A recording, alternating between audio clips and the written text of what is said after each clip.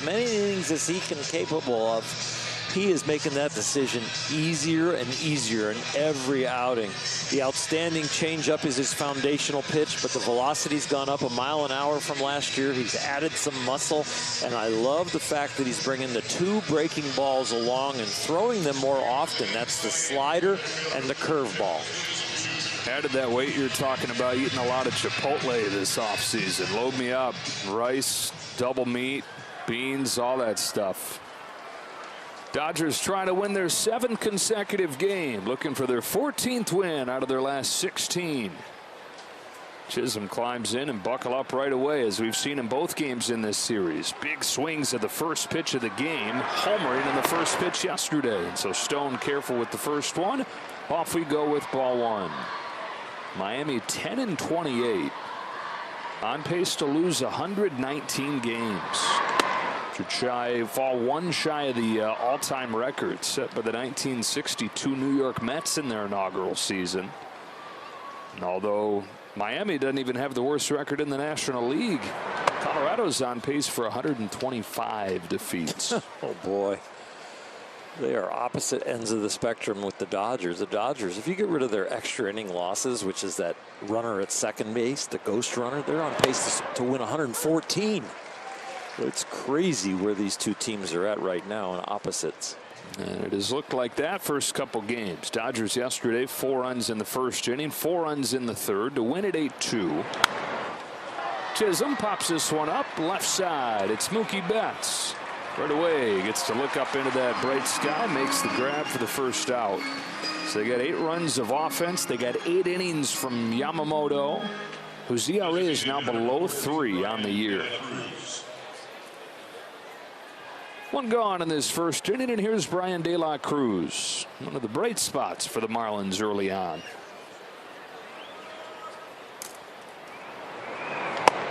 Fastball to the corner, strike 1. I was not a lover of day games, especially a 12-10 game, but Gavin Stone looks kind of froggy. He is really aggressive. He looks like he got the body loose in time. You just don't have time to, like, you know, sleep into where you want, have a meal you want, have some time maybe to loosen your body up by walking around a mall on the road or doing something. And all this whole body clock stuff changes completely with these early games. Kicks and fires. De La Cruz lays off this cutter. Players are creatures of habit, and especially starting pitchers, and you got to squeeze it in with your sleep for this game. Little tapper along third foul. You know, we're all different in the time of day that we'll hit our peak. Yeah. Did you have to try and like fight your natural body clock to peak at the right time whenever the game was? I had to fight it early in my career, and then I had to fight the fact that maybe I could change the rotation so I wouldn't get a day game after I had a resume. Hey, Perry, you know, that Sunday day game, I could pitch after the travel day. I think I need an extra day. Because you were wired, you're best at... I'm best at night, as most people know already. 2-2. I am really good, like still going at 11 o'clock at night after a night game. It's just, I just don't shut down after having all that adrenaline or excitement from being at a big league ballpark. De La Cruz chases, 2 out. I am glad Gavin Stone has a good body clock, or made a very nice aggressive adjustment, because he looks very, very good. Picking up right where he left off from the Braves and the Toronto Blue Jays, throwing the ball well. If he and the Dodgers get 7 Ks in this game, everybody gets a free Jumbo Jack with the purchase of a large drink tomorrow. On the off day, strike 1 on Jake Berger. Most humans, this is the time of day where you hit your peak. Really? Mm-hmm. Now that's on a traditional sleep schedule, and big leaguers are not on that. We are definitely not on that. We get up at the crack of noon for a night game, right, and then you got to really adjust. And if you're an East Coast or a West Coast team, it messes with you even more. So I had a long history with the Dodgers, but then ended up playing for Cleveland, and I'm like, oh my gosh, in Cleveland in that time zone, you just feel so good, and everything as far as the travel is so close, so you don't get beat up the same way as you do if you're East Coast you know, New York, Toronto, or if you're West Coast, San Francisco, LA. Another 0-2 as Stone looks for a 1-2-3 first inning, and it goes to 1-2. The Dodgers have a circadian rhythm expert that does a lot of advising for them, especially when they had the trip to Korea. Wow, nasty stuff. That changeup disappears, and it's a 1-2-3 first inning for Gavin Stone, off and rolling on this gorgeous Wednesday afternoon. Up spot with Will Smith getting the day game off. Kike Hernandez gets his first start of this series. Muncy, Pajes, Rojas, and Barnes against the guy they've seen a fair amount of, Ryan Weathers, over from the San Diego Padres. And like Edward Cabrera yesterday, this is a guy who's got great stuff. It's just a matter of can he put it where he wants to. 24-year-old rocks and fires, and not close for the first one to bats. The Marlins are hoping that Weathers can return to his prospect status and what everybody was raving about when he came to the big leagues, which was location and poise. But the location hasn't been there. He gives up too many home runs. He's walking too many people. They're trying to find a way to harness the great arm. His 2-0 to Betts, who has homered against him before, is pulled to short and caught by Brujan. Yeah, Weathers was the 7th overall pick a few years ago, who debuted in the postseason, actually. Who then got traded over to the Marlins after a few rough years with the Padres. No score in the first inning. Shohei Ohtani to the plate. Dodgers scored those 8 runs yesterday, even though they got 0 hits from Betts and Ohtani together. Shohei, though, walked twice. And in 22 plate appearances on this homestand, he's reached base 15 times.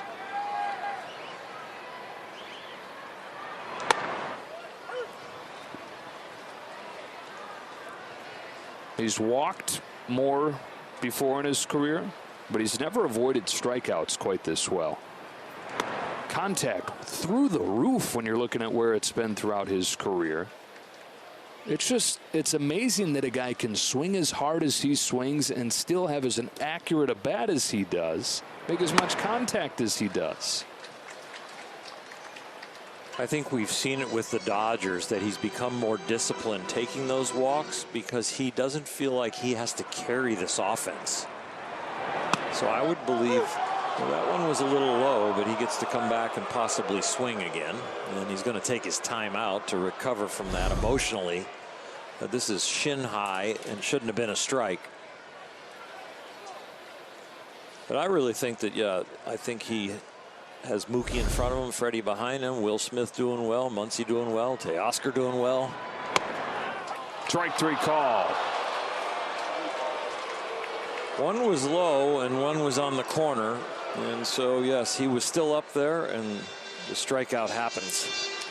2 up and 2 down for Weathers in this first inning, and time for our Indeed Play Resume. Looks at Freddie Freeman, who went 1 for 3 yesterday to extend his on-base streak to 16 games. He's hitting .339 in that time. Strike 1 from Weathers. .339 with slug. Homered in the first game of this series. And you're seeing so far, well, Weathers, the nasty stuff when he can locate it where he wants. He's tough. Yeah, his stuff doesn't need command. He just needs to throw strikes and get in good pitchers' counts.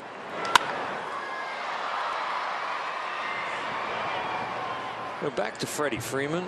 It must be tough to hit .339 and still be frustrated with yourself. Crazy high bar he has for himself and has set it with production. Not just, oh, that's what I think I am. There are plenty of big leaguers that think they're better than they are, but Freddie's got legitimate reasons to know he's better than what he's doing. Breaks his bat, drops it into center field for a 2-out base hit, extending the streak to 17 games. We're watching the NBA playoffs a lot, and we see a shooter's touch. Well, Freddie has a hitter's touch.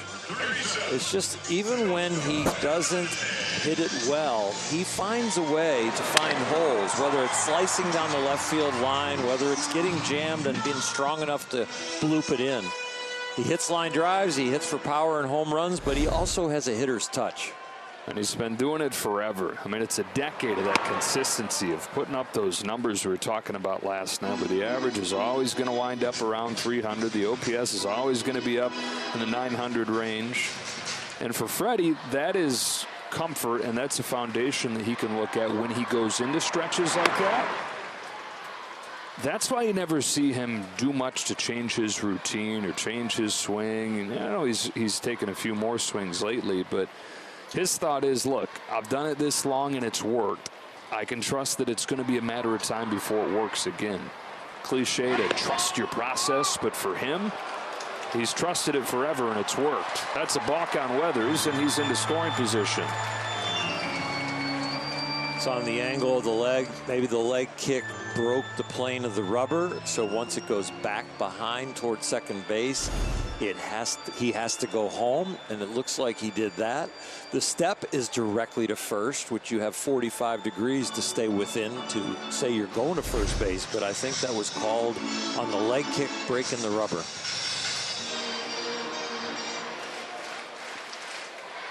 Second career balk on Weathers. Let's put a man in scoring position for Teoscar Hernandez, who is an ace in these situations the first few weeks of the year, but is 1 for his last 19 with runners in scoring position.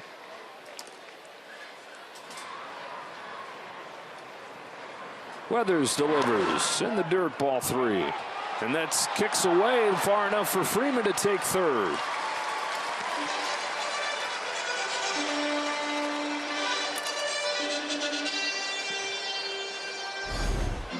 Already in scoring position, but this makes it a lot easier if there is an infield error or another pass ball or wild pitch. A few more ways to score from third than second base. 3-1. Smack to right field. That's a base hit, and the Dodgers get on the board first. Back-to-back two-out hits with a balk and a wild pitch sprinkled in there. Dodgers 1, Marlins nothing. It's a rarity for these Dodgers lately to score without a home run, but we do it right here. Marlins help and a base hit from Teoscar. Rarity to score without a home run, but commonplace to score quickly. That's true. All 15 runs in this series have come over the first 3 innings. Hernandez. Chopper, left side, Berger. That's the inning. Dodgers, though, a strike first for the first time in this series as Teoscar Hernandez drives in Freddie Freeman. Pitching for the Dodgers and the bullpen for the Dodgers during this 15-game run. Sub-2 ERA. Giving up 2 runs per game. Outscoring opponents 107-30 over the last 15. Josh Bell starts the second for Miami. Pops one into left field. Hernandez went back at first, now recovers in a shoelace grab.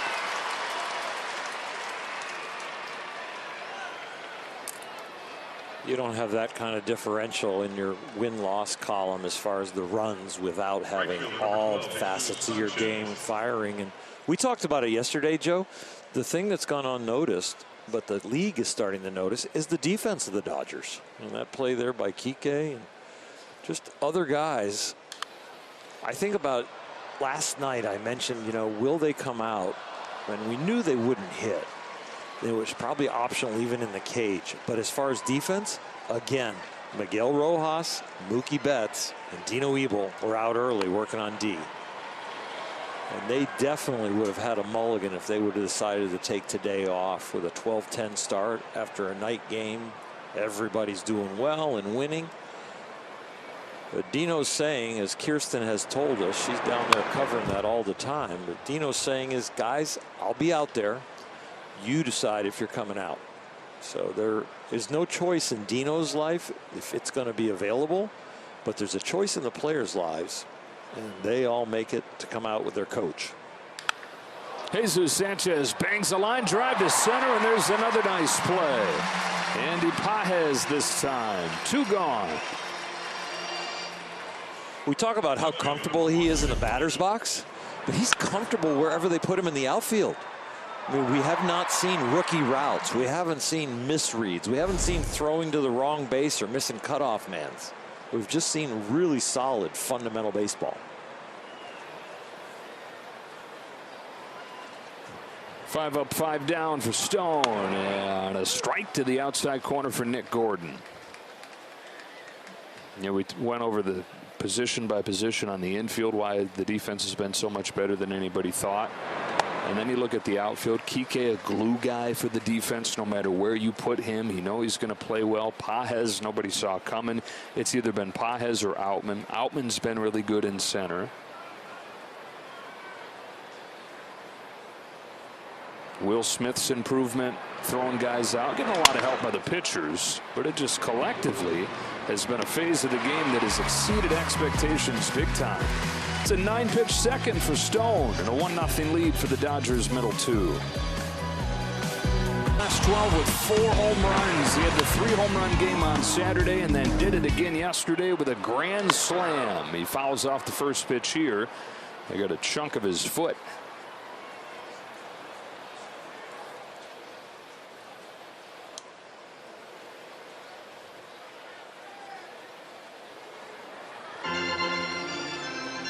Doesn't matter what time the game is, that hurts all the time. No matter if you're a morning person or a night person. Doesn't matter if this is the peak of your day or the part that you'll still be sleeping.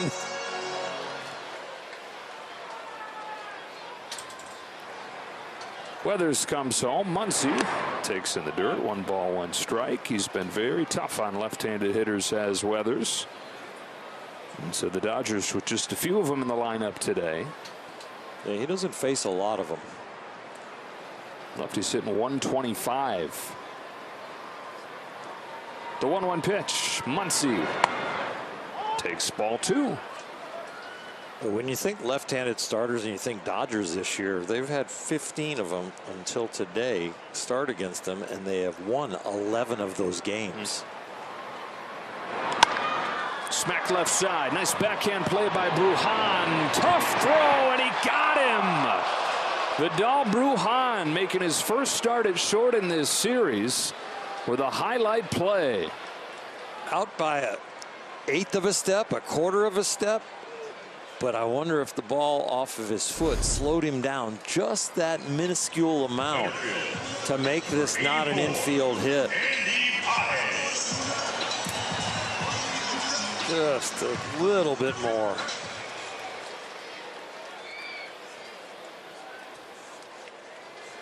Andy Pages with 1 away. Swings and misses at 97. Andy playing in his 20th game here today. 307 average. OPS up there in all-star range. 863.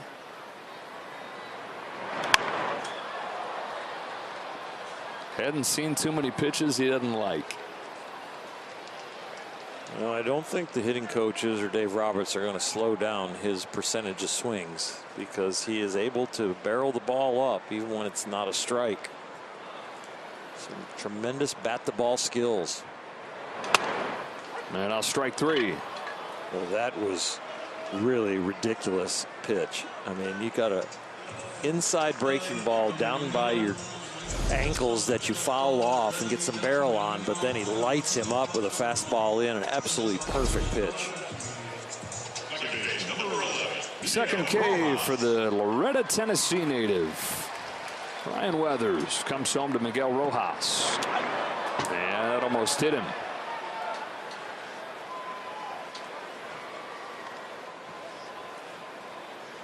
Rojas off of the bench yesterday. Singled on the first pitch that he saw against his old club.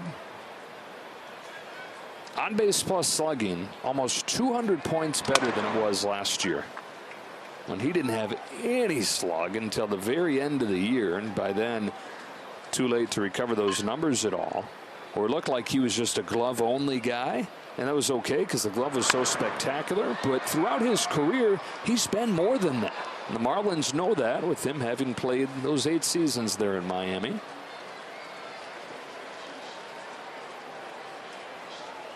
since the beginning of August. Well above average offensive numbers.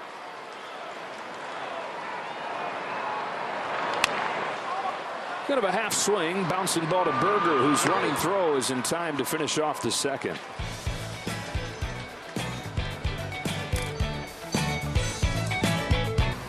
Dodgers with a run on 2 hits. Back-to-back 2-out singles in the first inning from Freeman and Teoscar Hernandez. Meanwhile, Gavin Stone has retired the first 6 that he's faced on 26 pitches.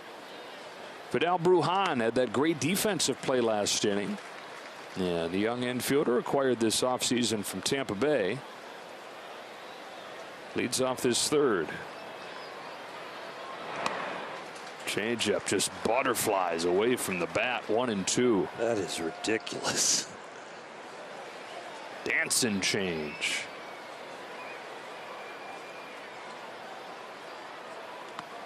That's what really surprises me. He's coming into this game that lefties have hit better than righties off of him. But I think that's going to flip by the time we get to the end of the year. And actually has started to. Last 2 games, left-handers are 1 for 16. Yeah.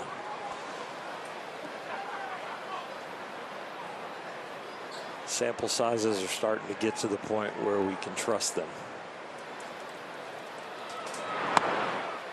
Strike 3 called. Turned it up with a fastball after fluttering those changeups in there. And he's got his 3rd K.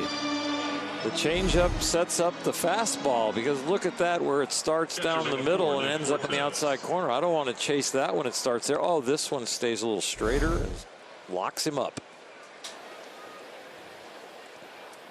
1 away in the 3rd for Nick Fortes, who takes downstairs for a ball.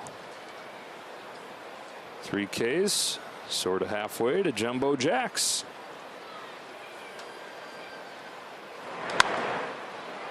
Flex behind first. Freeman back. Foul ball. With the Stone changeup and the way the Marlins have struggled against off-speed pitches and the way they've been hacking this series, I think the Jumbo Jacks are almost guaranteed. Boy, they turned it up even another notch yesterday in terms of aggressiveness, didn't they? They've been the most aggressive team in baseball all year, and that was their 3rd most aggressive game yet. They don't need a pitch clock. Fortes to a leaping Freddie Freeman for the 2nd out. Their pitchers have needed a pitch clock, but not their hitters.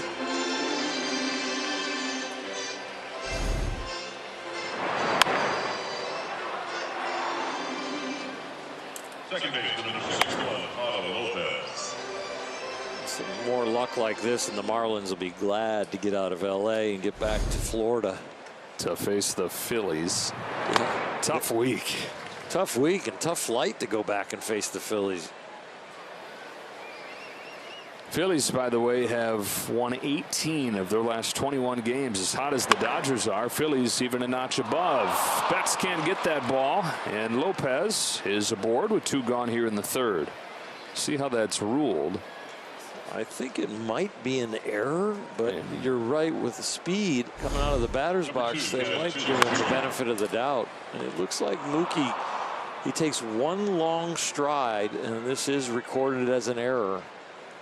Maybe it would have been 2 choppy steps, but you know, his mentor, who's playing second base, will take a look at that with him. That is his first fielding error of the season. First 4 errors had been throwing errors. But still rated very highly as a shortstop. Actually, they have already changed it. It's a hit. My score sheets in pen. Let's go. Ed Munson. Send him a pen eraser, Ed. They make those, right? No? If they don't, they should. They got white out. Yeah. I like it for Mookie, though. Chisholm reaches out, flies this ball to the right field corner. No big deal for Teoscar Hernandez. A 2-out base runner, but no damage done. And middle 3, Dodgers up a run. English and Spanish. Text MLB to 741 741. 9-1-2 for the Dodgers in this 3rd. Austin Barnes looks at a strike from Ryan Weathers. Dodgers trying to get a 7th consecutive win, outscoring opponents 43-11 over the last week. Berger 3rd to get Barnes. And they've done this, even though Mookie Betts, relatively speaking, as he comes up to the plate here, the last week has not hit the way he's hitting over the first month. I mentioned yesterday, Betts and Ohtani combined to have 0 hits. One of the themes of this run, where they've won 13 of 15, is it's not just been the MVPs at the top. They've gotten contributions all over. Home run out of the 9th spot in James Outman on Monday. Home run in the bottom of the order yesterday from Gavin Lux.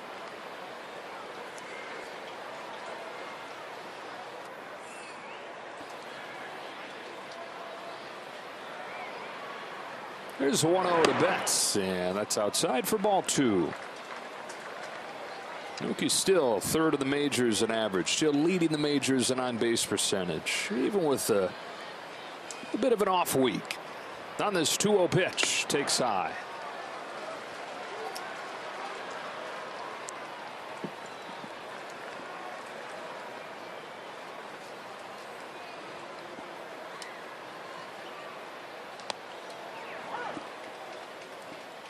Coors Light beating the pressure. Taking a look at that average leaderboard with Shohei Ohtani tops.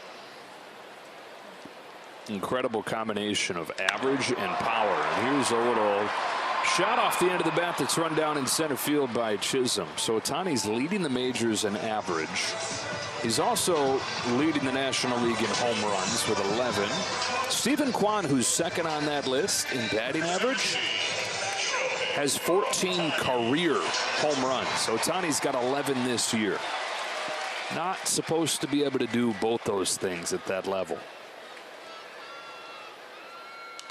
And again, you're not supposed to be able to do a lot of the things Ohtani continues to.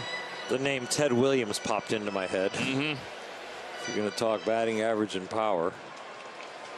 Miguel Cabrera in his prime, Triple Crown winner. Albert Pujols. Very few. Rare air.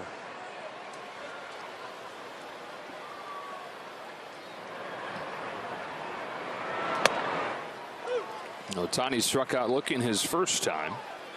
Still, though, has more walks than he does strikeouts over the first week here in May. On the 1-2 pitch, chases, strike 3, went way off of the plate that time, and Ryan Weathers has dialed things in, retiring 7 straight. Hard by Google Cloud, Gavin Stone has attacked that strike zone. The more success you have, the more you're confident with your stuff, can succeed in the strike zone. In the big league experience, you think, first of all, I've got to make them chase, but when you know you can live in the strike zone, Gavin is learning that. Last 16 innings pitched, 2 earned runs, only 8 hits. That's like about a 1.3 ERA. Brian De La Cruz starting this inning, 2 balls and 1 strike. Seems like every guy that starts lately, we're given numbers that are almost exactly like that. It is, and that's the kind of role this pitching staff is on. Hit hard, deep to left field, and De La Cruz has homered for the 2nd game in a row. This one has tied the game. It's 1-1 in the 4th. The pitching staff is still on a roll, even with that home run. The starters have had an ERA through this hot streak of around 2, and the relievers have had a hot streak of an ERA of around 1. You're going to give up solo shots. You just don't want to have any traffic in front of them. Change up that's up a little bit. Had a good 2-0 fastball to get back in the count to 2-1, but this changeup taking a little speed off, but didn't have the movement that it normally has, and it was definitely a little too high. Well, the Marlins, not quite the home run power the Dodgers have had in this series, but they've hit 4 home runs. Problem is they've all been solo shots. And De La Cruz has his team best 8th of the year. So back to square one here in the 4th. Jake Berger rolls one left side. Muncy able to get there. Turns the shoulders, but not in time.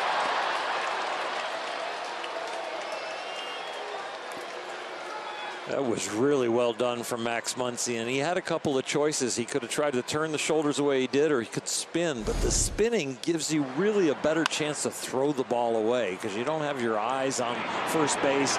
You're whirling and turning, and all of a sudden you don't know where to go. That was the better way to do it, and just a little late.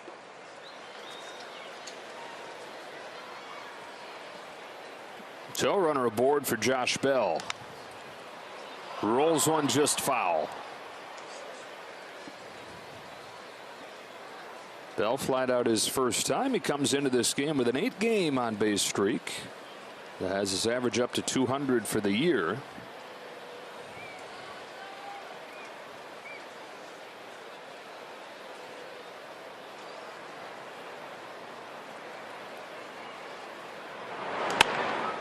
On the hands, sinking into left, and a base hit to extend his on-base streak to 9.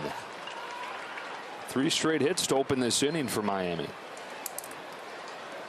Of course, the Marlins want their players to do well, but there are certain players they want to do very well so they can build the organization for the future. When they get close to the trade deadline, they can move some pieces.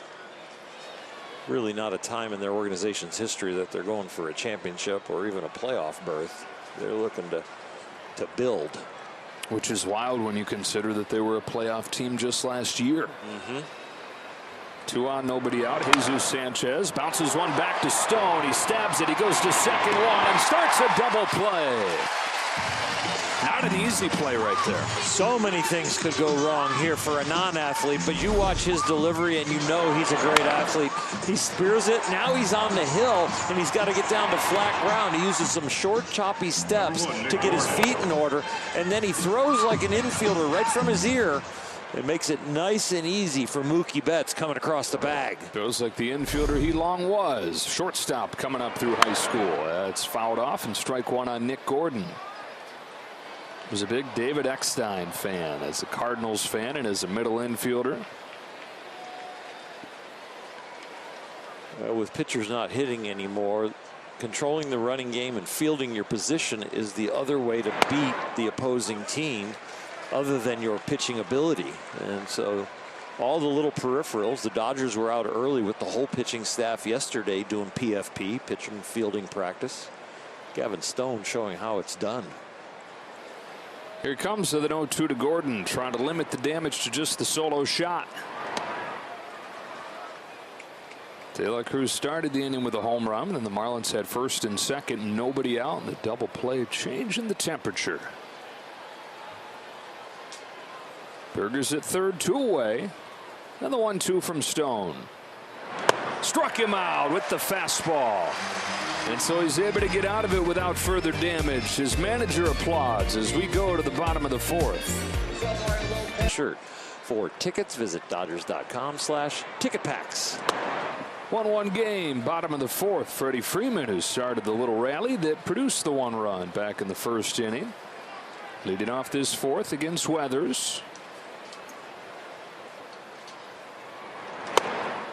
Dodgers have just 2 base runners in this game, but they sequenced them appropriately. Freeman singled with 2 gone in the first, took second on a balk, and scored when Hernandez followed with a base hit of his own.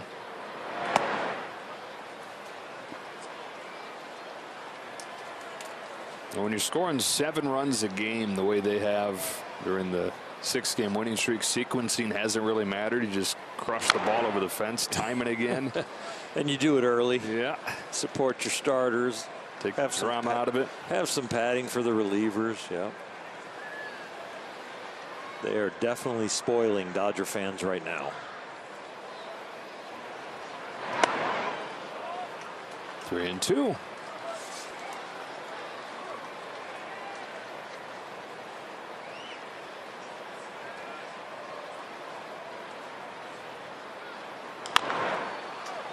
Bounced along first. That's just barely fair. Bell to the bag. 1 away in the 4th. You know, we talked about Gavin Stone really only having 1 bad outing so far this year, and the rest have been pretty doggone good, and a couple have been stellar. Ryan Weathers is kind of the same way. These two starting pitchers, Ryan Weathers has had one really bad outing, but all the other outings, nothing has been great. But he's on track today to pitch really well. Trying to fulfill the promise of his draft slot. 7th overall pick, 2018. I mentioned that he debuted in the postseason against the Dodgers as a 20-year-old. First time pitching in the big leagues was in the division series. Spent the entire next year on the big league club. And it's like, okay, here he goes. He's doing exactly what we thought he would when we drafted him where we did, if you're the Padres. But then he spent all of 22 in AAA trying to figure things out, trying a bunch of different grips, changing his mechanics, back and forth last year, and then traded. How quickly things change to go from the prize prospect to part of a trade for Garrett Cooper. I really think that Miami does take risks on guys that have tremendous upside but are not producing at all, and that is almost like an organizational theory. With the budget that they have and with the roster construction that they go about, they're looking for upside but in a risky way.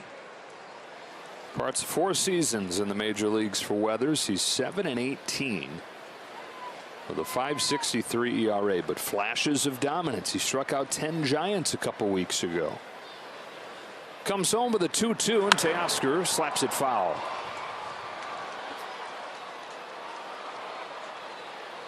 Padres, Marlins just engaged in another trade last weekend with Luis Arraez going to San Diego. Several prospects coming back Miami's way. That's a bounce it is short for Brujan. Marlins trying to build up that farm system. It's one thing to be struggling in the standings and not looking like you're going anywhere this year, but it's another to look down in the farm system and not see much coming. And so they had Luis Arraez at the peak of his powers, batting title contender year in and year out, a year and a half of control. That's going to get you more back. And so they made the hard decision to move him right now. 2 out for Kike Hernandez in ball 1.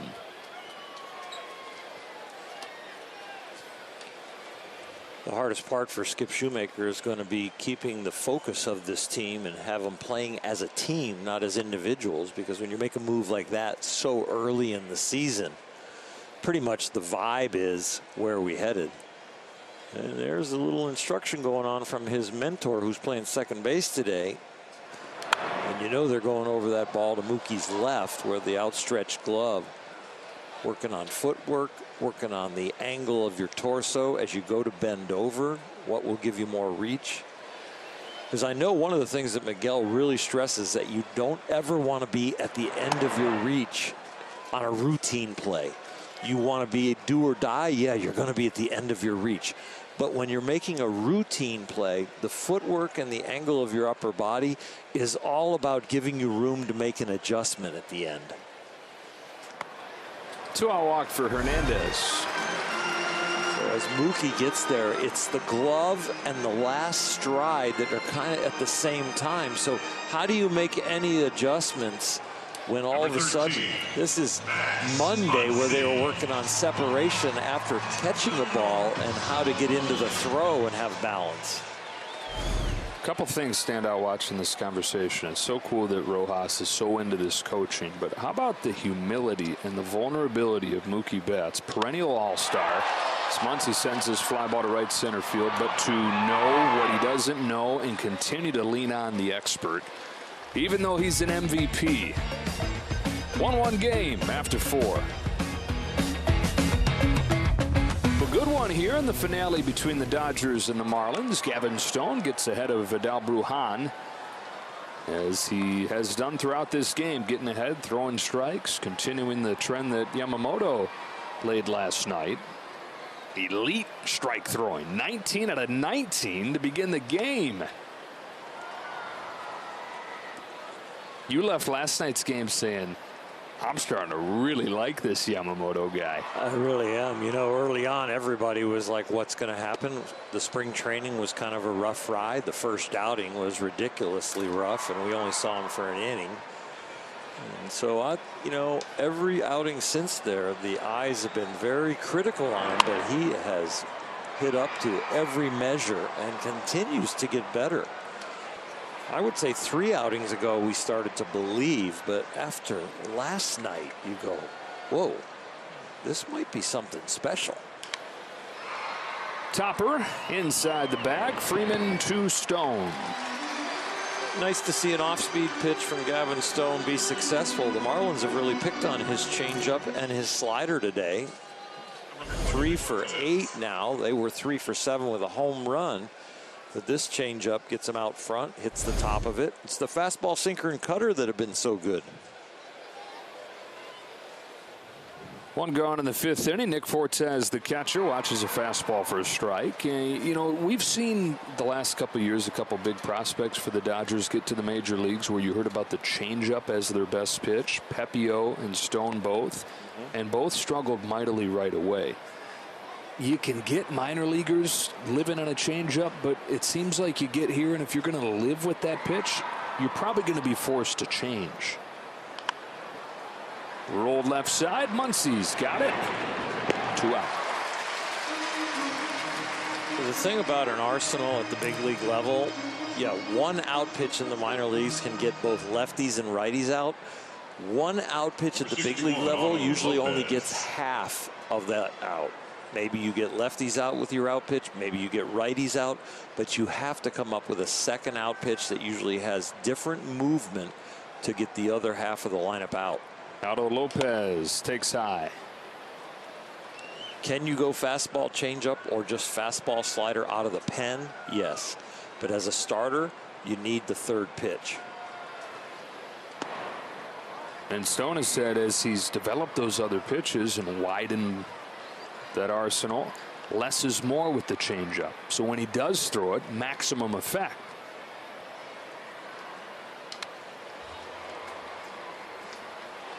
Well, if it's fastball, changeup only, and it's not a swing and miss changeup that day, you're going to get hurt because they're going to be on it. They're either going to be out in front of the changeup or late on the fastball, but when they time it up, the barrel is still there.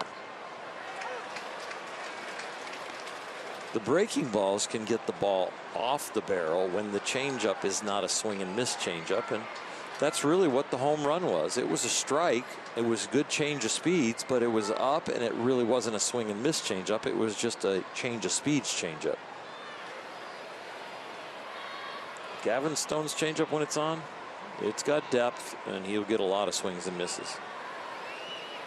Here's 2-2, and we'll do it again. Here's the home run pitch, and it's the change of speed. So yeah, 10, 12 mile an hour slower, but you can see it looks like a bad 2-seamer, and those don't work out as well. Fastball just downstairs. Alfonso Marquez, plate umpire today.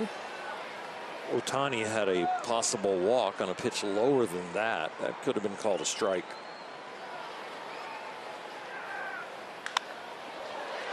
Max Muncy ranging to his right and picking it off of the dirt.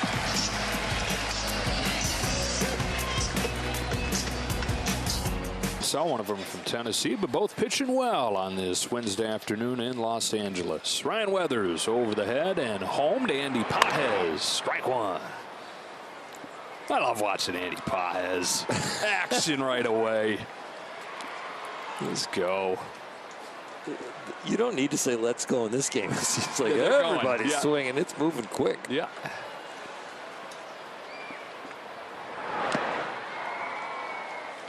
We're going to finally get to see a California sunset. Usually we're in here, you don't see the sunset.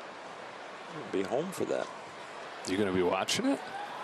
Is that like just what you do when you have a night? Yeah, go to an early dinner and then go home and watch the sunset. I'm getting you to try Dunsmore tonight, huh? Whoa, giving a little advertisement. We're going to get in trouble. You're just probably going to get something free. All right. Thank you. 1-2. Pages pokes it the other way. Base hit to right center field. The lead off this 5th.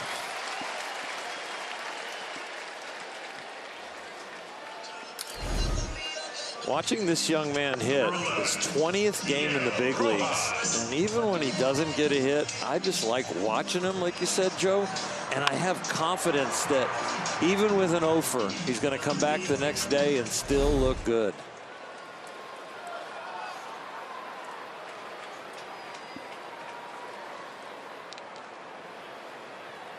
Go-ahead run on base here in the bottom of the 5th for Rojas, who takes a strike. They said they bet on the head the whole way, right? Like, you never know what a guy's going to do when he gets up here in terms of performance, but they knew that he would not be rattled. Nothing would overwhelm him.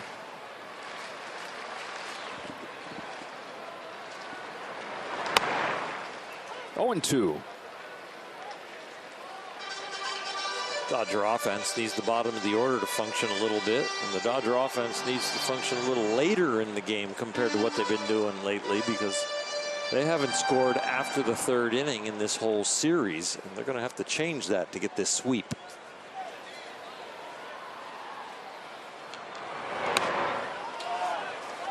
Check swing, no swing. 3-6 on the last homestand. And hit the road with some alarms sounding. But great road trip. Won 7 of 9. Looking to go perfect on this homestand. That should be 2. 6-4-3. It is.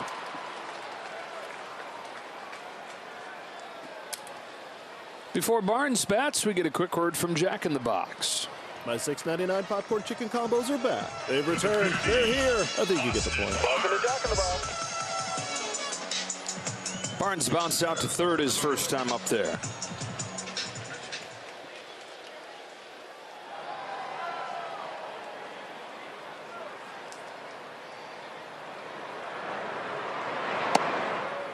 Strike 1.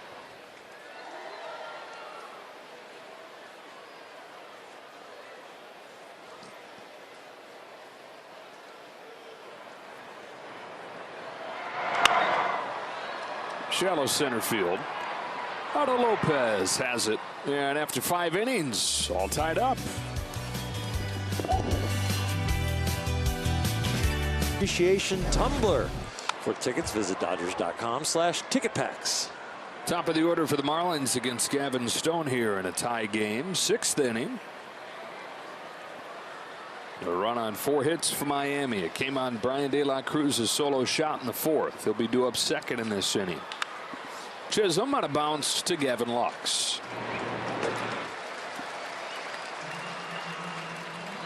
Gavin Stone with a no decision in his last outing against Atlanta, but he pitched very well. Just looking to get through this inning and then get some support from the offense. He's saying, wait a minute, guys. This isn't how this goes. Why do we only have 1 run? 7 runs a game during the winning streak. De La Cruz, who took him deep last time, pokes one the other way this time. He's pulled the short straw so far as the offense rhythm compared to your start. Sometimes that happens for a little while.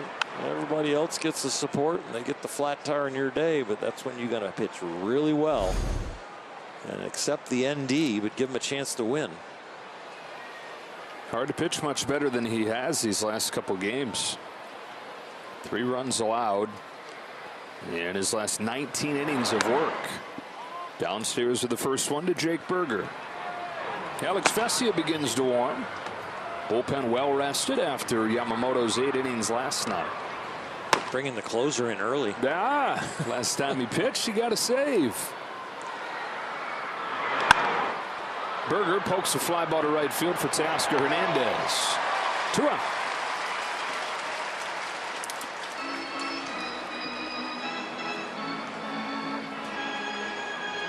As far as the Dodgers' half of this series, these games, it's been very crisp.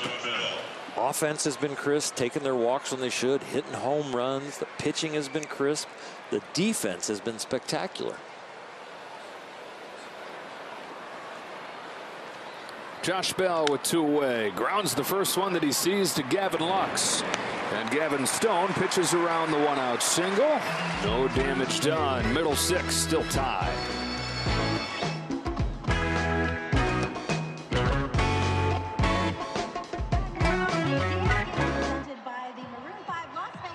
Bobblehead, that'll be presented by Spectrum. Top of the order for the Dodgers, tied at 1. Ryan Weathers has held this dynamic offense down. Back-to-back hits in the first inning from Freeman and Hernandez. Only one other hit outside of that. And if not for the block sprinkled in between those two hits, he'd have a shutout going.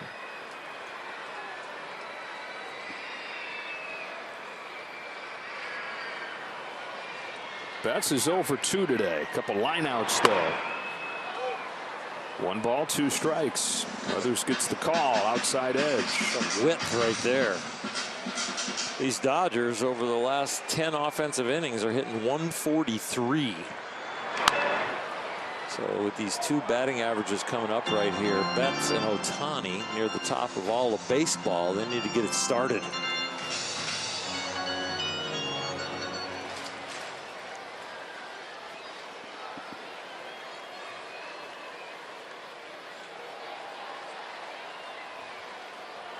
Another 1-2 is high, and it's 2-2 on Betts.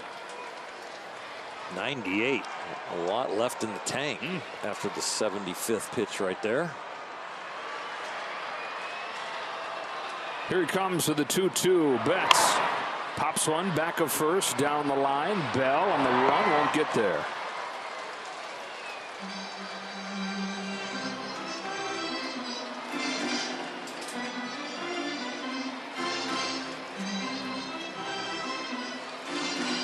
We're well past 50 pitches, and Weathers has struggled after 50 pitches. Batting average before the first 50 pitches, 150-ish. Way over 300 after. Slide to right, Sanchez. That's so odd to see it ticking up to 98 and him looking just as froggy as he was in the first inning. He looks really good. I mean, the location has been good. He's made some exceptional pitches, not just strikes, but like inside low and inside corner pitches to the righties. Good sweeping breaking balls to guys like Ohtani. Yeah, he's struck Ohtani out both times, which not many people have been doing lately.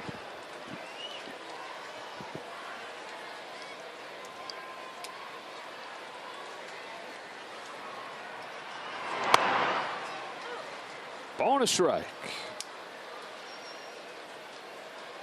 We didn't see a lot of congratulations or hugs with Gavin Stone, and Alex Vesia is still standing down in the bullpen, but he's not throwing. So I think this young man is still in there. And there's 2 lefties and a switch hitter coming up. And that's why Vesia was up to help him on the last inning, but he breezed through it.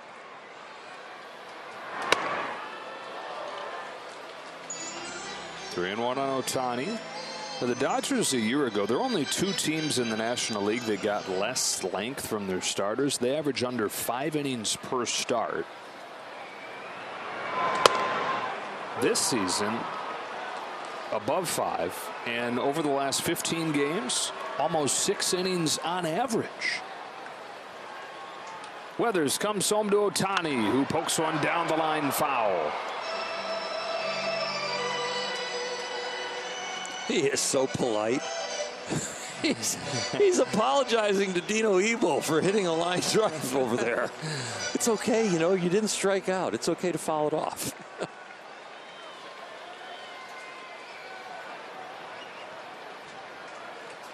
Another payoff from Weathers. Ohtani climbs the ladder, stays alive.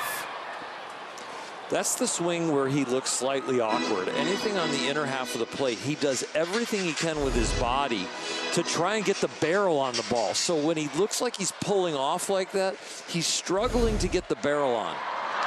He's not just trying to hit.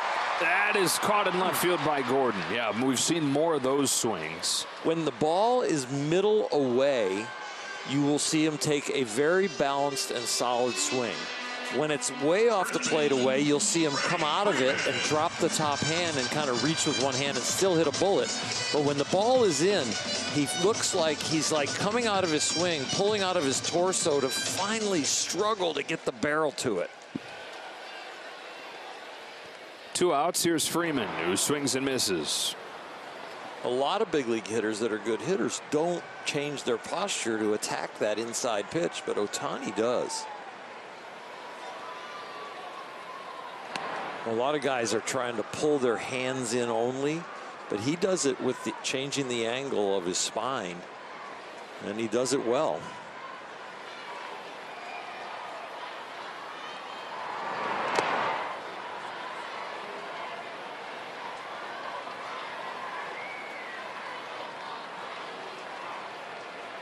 Weather's nearing the end of his line, which is good news for the Dodgers the way it's gone today.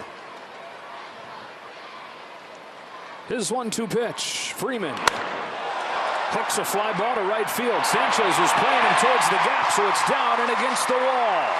Freddie Freeman's second hit of the day has the go-ahead run in scoring position.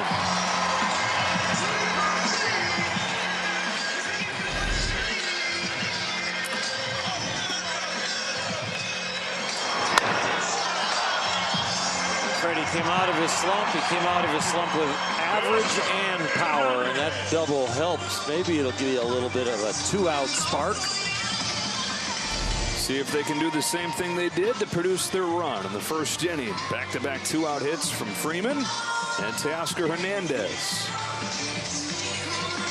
Now Weathers is going to stay in for Hernandez. This is the pitching coach Stoudemire instead of Skip Schumacher.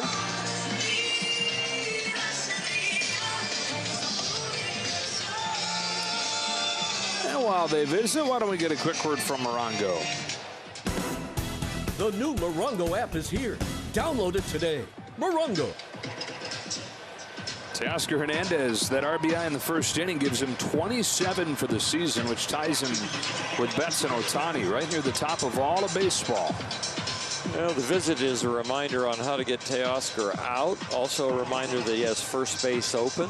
Nobody in the bullpen. This is your inning, but you look over at Kike Hernandez in the on-deck circle, and he definitely has not been as hot and as productive as the hitter at the plate. So a little permission to pitch around, a little strategy conference.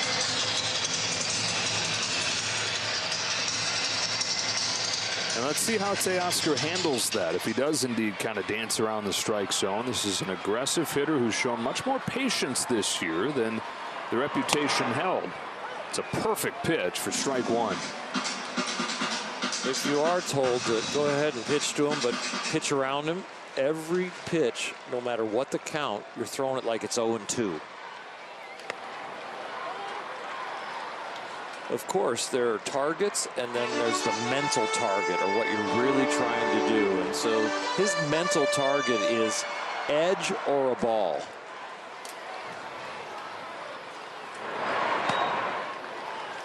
That's exactly what the first 3 pitches have been all about. If he's going to get out, it's going to be on a pitcher's pitch. Make him expand. On a 2-1, Hernandez won't. Ball 3. Semi-intentional, intentional walk.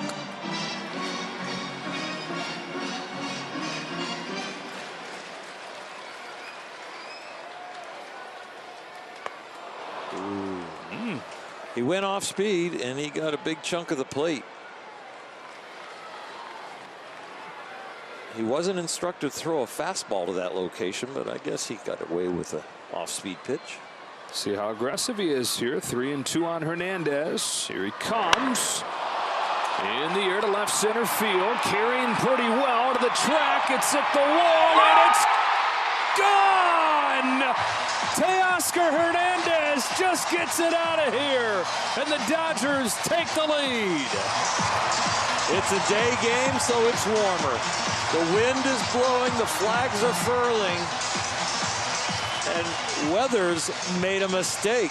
I think with the 3-1 breaking ball, and definitely with the 3-2 breaking ball. Teoscar, they were trying to pitch around you, but you made him pay. Backspin on that ball, altitude on that ball, and wind behind it. 4th home run in his last 8 games. The Dodgers back in front at 3-1. He was not sure until the last moment. Ties him with Marcell Ozuna for 2nd in the big leagues. 10 home runs. A 4th home run in his last 6 games. Beg your pardon, said last 8. Even hotter than I said. Ground ball to second, ends the inning. It's the same combo that produced the run in the first inning. Back-to-back 2-out hits from Freddie Freeman and Teoscar Hernandez. This one, the loudest one of the day. And after 6 innings at Dodger Stadium, they lead it 3-1. Innings. Gavin Stone does indeed stay in. And pitches into the 7th for the 2nd time in 3 starts, for the 3rd time in his last 5 starts.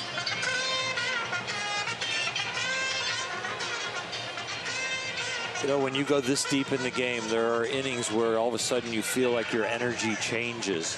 And it's usually changing going downhill and you're waiting to hit the wall like a long distance runner where you get enthused again and get that energy back. That home run with 2 outs, that gives you a vibe like he has the adrenaline like he's in the 1st inning right now. Jesus Sanchez starts the 7th and watches a changeup dance outside. Sanchez 0 for 2 today. Came into the series 3 of his last 20, but he's had multiple hits in each of the first 2 games. Got the call there. You take it. 75 pitches, just got a 2-run lead, looking for a shutdown inning. You like it when the umpire gives you a little liberal strike. 3 pitches out there. 1 ball, 1 wide for a strike, and then the perfect one.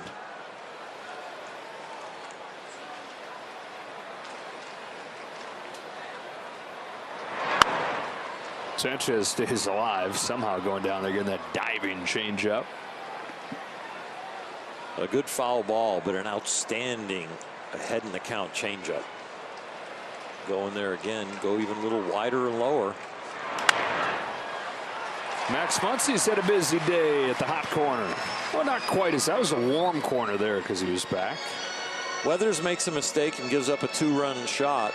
Gavin Stone makes a mistake right there and gets an atom ball. Dodgers 3, Marlins 1. Top of the 7th inning. Here's Nick Gordon. Had 4 hits on Sunday, including a home run. Had a home run on Monday. But 0 for 3 yesterday and 0 for 2 so far today.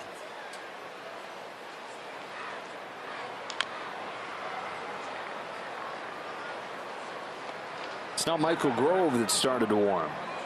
Getting through the left-handed portion of the order. Mostly righties ahead. 1 and 2 on Gordon. They're leaning on the outside corner of these lefties, and they've leaned on the changeup.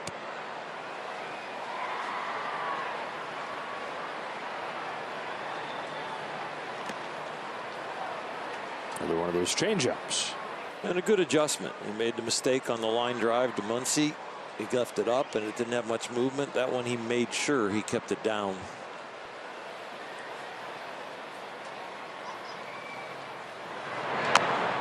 Another good one. Yes, it was.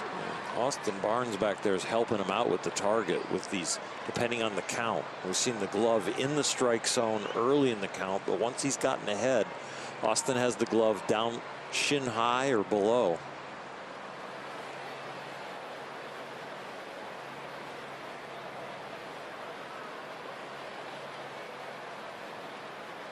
Slight pitch comm issue. Austin wanting to make sure, especially when he's coming to something different inside. In on him, bounced up the middle. Mookie Betts, athletic play. 2 gone in the 7th. Stone trying to finish strong. Shortstop, Vidal Brujan. Dodgers by 2. Vidal Brujan to the plate. Given what we said last inning with this average length lately, 6 innings per start their last 15 games. Up the middle it goes, and we'll get back to that thought in a moment. Betts unable to grab it, and Brujan is on to continue this inning. That's a funky one. They're talking about it out there behind second base. Between the spin coming off the mound and the hop, it kind of gets catapulted and really ties up Mookie.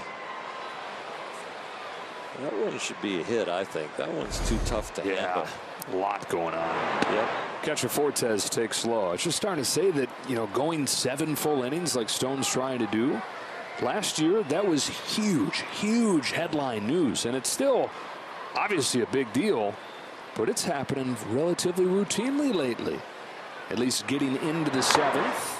Ouch on Barnes there, 1-1.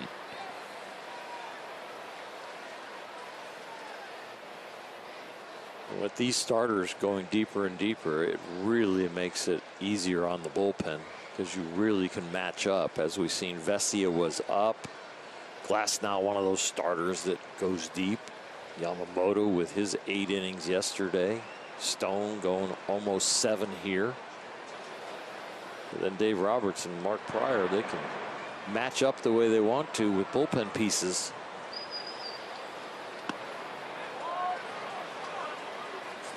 It was ruled an error on Mookie Betts. He's had 2 borderline calls today. One went for a hit, and now that one went for an error.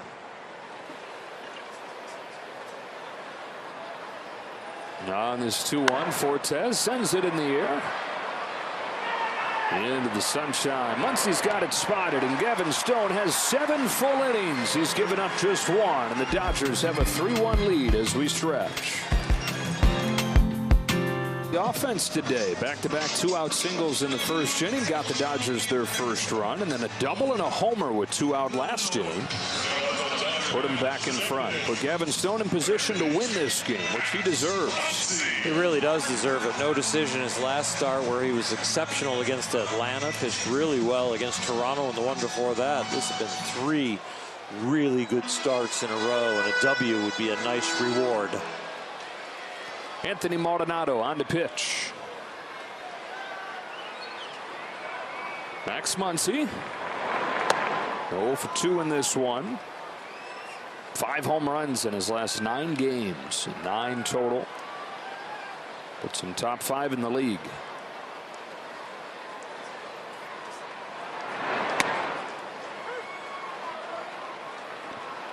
Dodgers looking for a contribution other than those 2, Freddie Freeman and Teoscar. They are 4 for 6 with a home run and 3 RBIs. The rest of the team 1 for 16 with just a walk.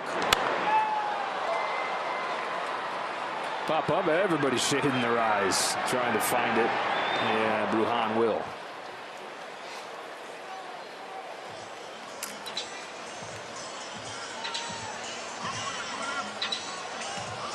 We've been talking about the mental side for Andy Pages, how he looks like he's just advanced when it comes to thinking the game. Will Rhymes, the farm director of the Dodgers, was relaying a conversation that he had with Pages about his swing when he first met Pages. Has kind of that lean and that leg kick, and Will asked him about it, and he went into a full breakdown of Justin Turner's swing. This is back in 2019, right when he got into the system, and gave piece by piece detailed breakdown of why he does what he does in his swing and how he's tried to emulate Justin Turner in doing so.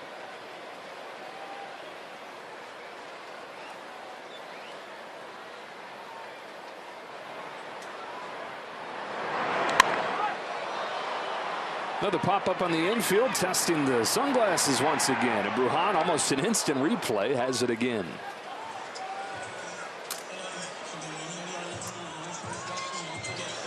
Two up and 2 down in the 7th inning, and Miguel Rojas strides up there at 0 for 2. Playing second. Coaching short. And trying to help beat his old team with another one of his old teams. 1 ball, no strikes. So here's that play that was ruled an error on Betts. And afterwards, Mookie looks at Rojas and says, I don't know what to do with that one. That's a hard one to practice. It sure is. And they've actually changed it all to a hit. I think that's the right call. There's no way to judge whether you're supposed to charge it or back up, or what's the hop going to do after it caroms off the mound. Changes the spin completely. And all of a sudden, you're having to judge like a line drive being hit at you where the fungo hitter or the hitter is on the pitching plate.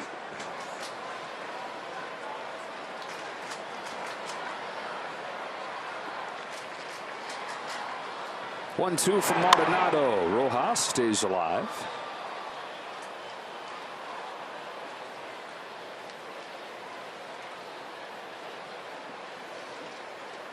It's been an entertaining game.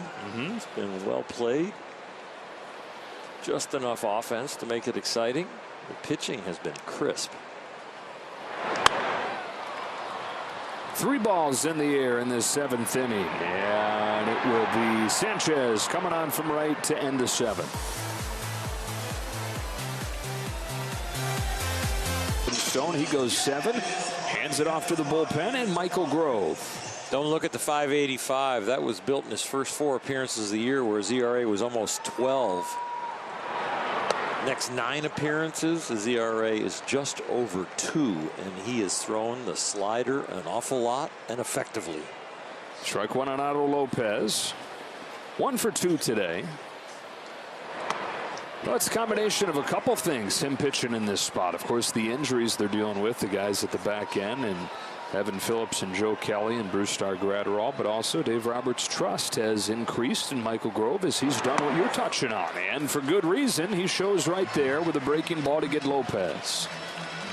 Breaking ball usage for that slider has gone up close to 60% in these last 9 appearances, and here he throws 3 in a row. And with a chasing, swinging team like the Marlins, this is a good combo for him. Back to the top of the order, Jazz Chisholm. This figures to be the biggest challenge for him, and that Chisholm is a left-handed hitter. Grove way better against righties. And Chisholm a good player. 3 hits in this series. Huh? That should have been a strike. You just got to recover from it mentally. You've thrown the ball well.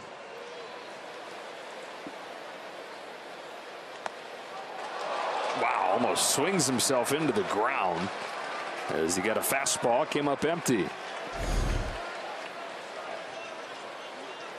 Whoa. He had 3 things hit the ground, the bat and 2 feet. Still kept himself up. 2-2. Yeah. Lucky he didn't twist an ankle.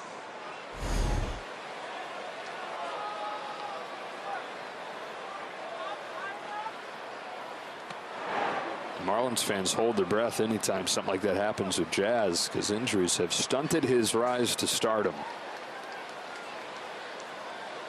Dynamic player out of the Bahamas, Jazz Chisholm, on this 3-2. Flies it to shallow center field, and an easy one for Andy Pages. Grove has retired the first 2. Quick word from Jack in the Box. My $6.99 popcorn chicken combos are back. They've returned. They're here. I think you get the point. Welcome to Jack in the Box. Designated hitter number 14, Ryan De La Cruz. Teoscar Hernandez has knocked in all 3 in this game. 3-1, top of the 8th. Bases empty, 2 out, and that's how you want him with De La Cruz the way he's swinging it. His home run has produced the Marlins scoring. That was back in the 4th, and it was his 3rd in their last 5 games. He's been their best hitter this year. It's for a guy who had 8 seasons in the minors with the Houston Astros before getting a shot. Got traded to the Marlins. He spends 8 years in one organization, does not get a chance, gets traded to the Marlins, and 3 days later he's in the big leagues. And now in his 4th year, he's a full-time big leaguer. Off balance here, still sends it pretty deep, and it's traveling well on this day game, but dies in the glove of Kike Hernandez. Michael Grove with a 1-2-3-8.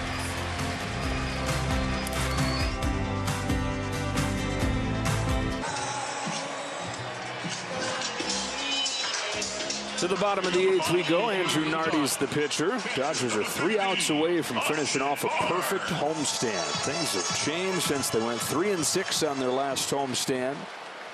go on the road, which is supposed to be extra challenging, but as you've touched on, it can also be galvanizing, and it seems like for this team it was. Strike on Barnes. Spend a lot more time with your teammates on the road than you do at home. There are some more responsibilities at home. Some people call them a distraction away from the professional life that you need to concentrate on. So yeah, the road can be a good place to get back on track. Barnes flies to Chisholm. 1 out in the 8th.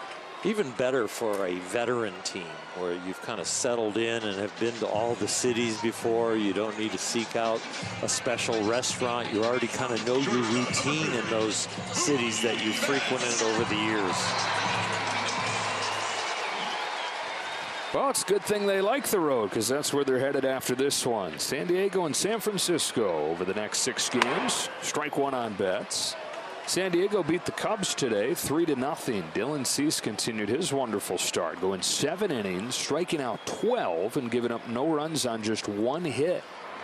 Cease is now 5-2 with a 2.19, proving to be a nice pickup for the Padres.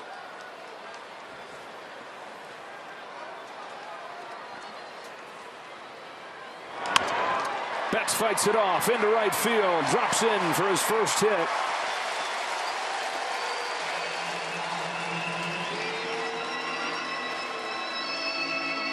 Been a challenging day for Mookie, and he finally gets one to find some outfield grass. Hit some balls hard, but didn't get anything for it. Has had some rough plays at shortstop, but both have been called base hits.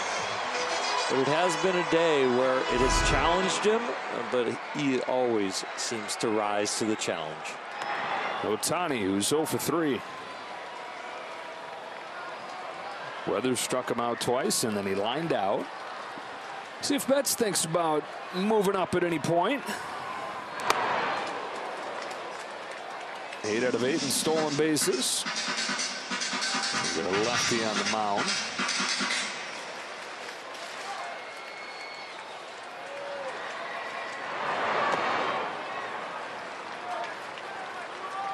Marlins in the 9th inning have 3, 4, and 5 due up. Berger, Bell, Sanchez. And Daniel Hudson warming in the Dodger bullpen.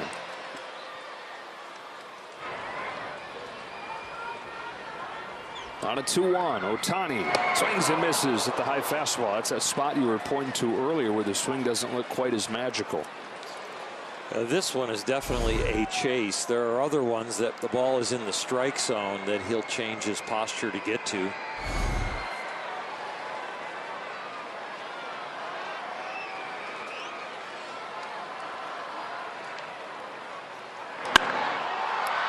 Gets to this one, but not hit particularly well. Down the line and caught by Gordon.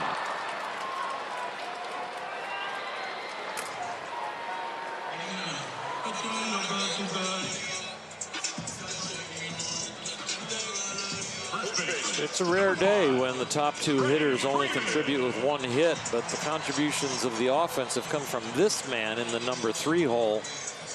The 2 for 3. The double, and that was right before the home run from Teoscar. 1-0 on Freddie Freeman.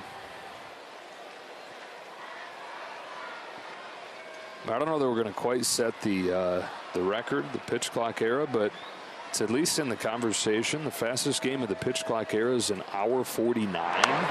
This game started at 12:10, so we are 2 minutes away from that, but still, we're talking about fastest game of the pitch clock era. Get a well-pitched game from Ryan Weathers, and you get the always aggressive Marlins. Pretty good marriage.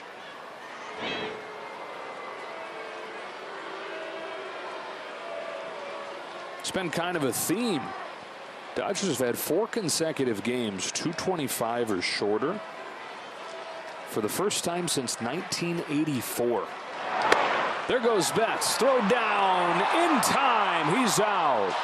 And this game goes to the 9th inning. Fasten those seatbelts as Daniel Hudson comes in. Berger, Bell, and Sanchez coming up.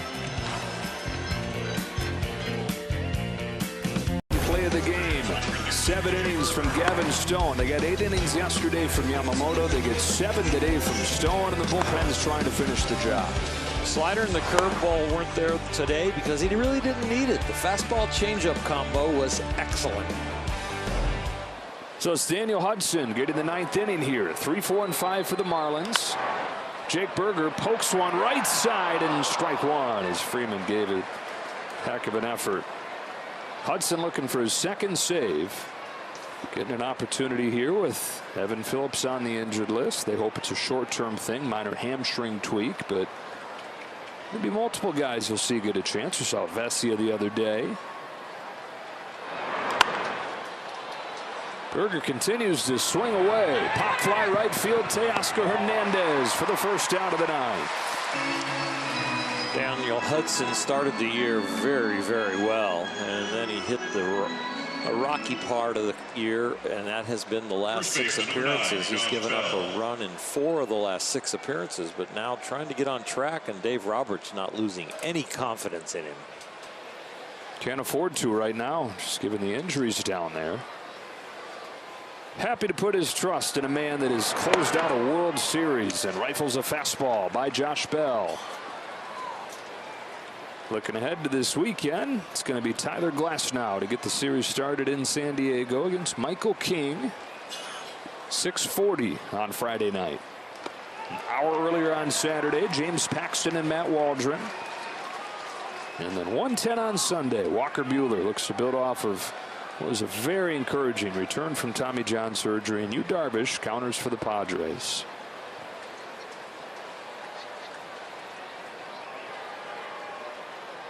Hudson home with an 0-2. Strikes him out on 3 straight fastballs. If there's one thing that has been glaring with this Marlins team is the way that they swing the bat. And even when it's a small deficit like game 1 or this one here in game 3, they continue to try and swing their way back into the game and not wait for quality strikes to hit. Jesus Sanchez trying to keep things alive for Miami. Hudson deals. Strike 1.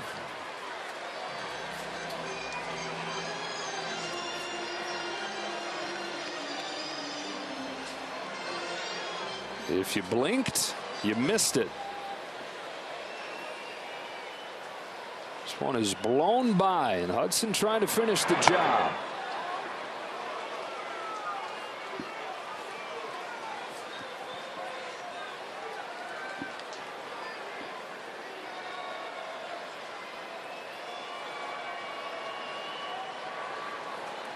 The 1-1 pitch.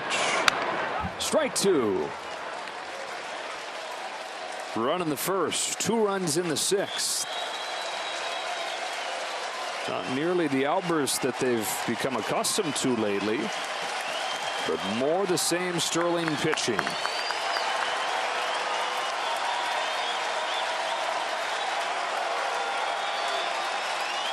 The 1-2 pitch. Down the line. Hernandez over. He is out of room. The wall is padded, and hopefully Kike is fine. Yep.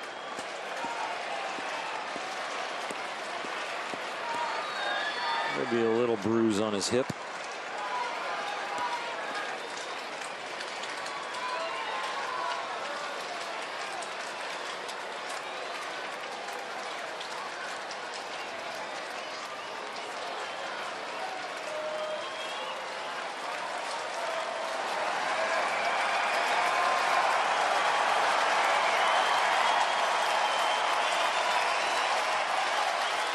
Another 1-2.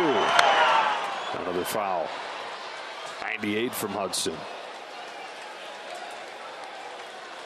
Another foul, another swing. Kind of hard to not have a foul without a swing, but these guys, they are hacking.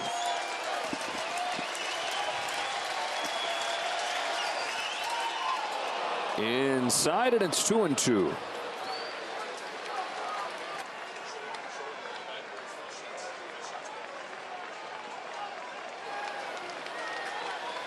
Sanchez takes his time.